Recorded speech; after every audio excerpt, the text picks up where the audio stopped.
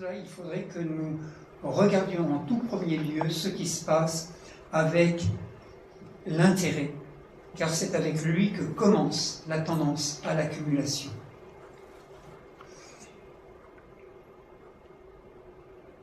Regardons par exemple le cas d'un prêt immobilier.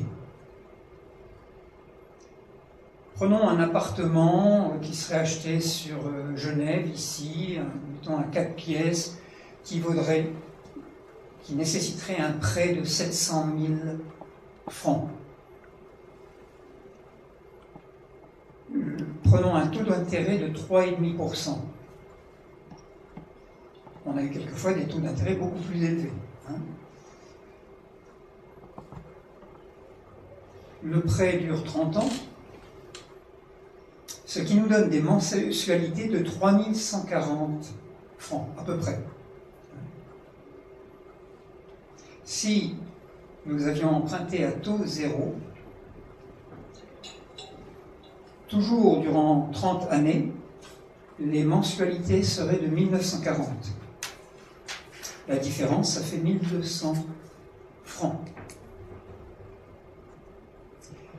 Ça veut dire que quand vous faites un emprunt, chaque mois, vous payez 1200 pour les intérêts versés à la banque. Autrement dit, 1200 par rapport à 1940, si vous aviez pu emprunter sans intérêt, 1200 par rapport à 1940, ça fait 61%. Ça veut dire que le taux, vous vous dites un taux de 3,5, c'est pas beaucoup.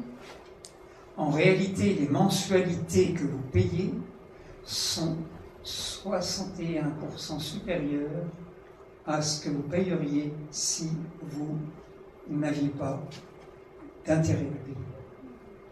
C'est énorme.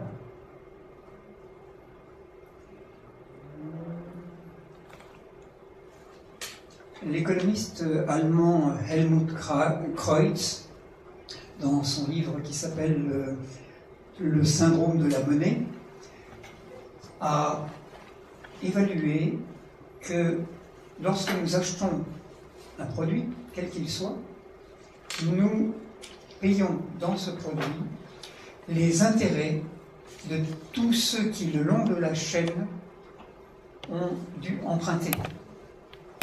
Dans toute la chaîne de production, jusqu'à ce que le produit arrive dans le magasin, y compris le magasin lui-même, qui doit payer peut-être pour son loyer. Dans chaque loyer, les intérêts sont inclus, etc. Donc il y a une partie incorporée, non visible, des intérêts dans tout objet que nous achetons.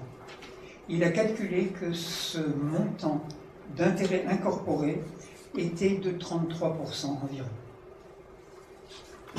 Rendez-vous compte que 33% de notre pouvoir d'achat part dans les intérêts. Il y a quand même intérêt à s'occuper de cette question.